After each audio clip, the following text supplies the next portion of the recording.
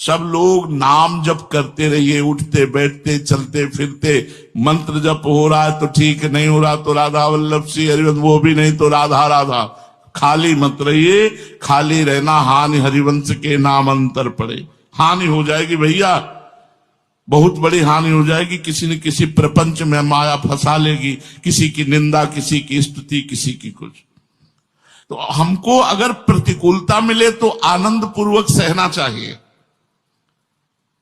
प्रतिकूलता कौन से नहीं सह सकते?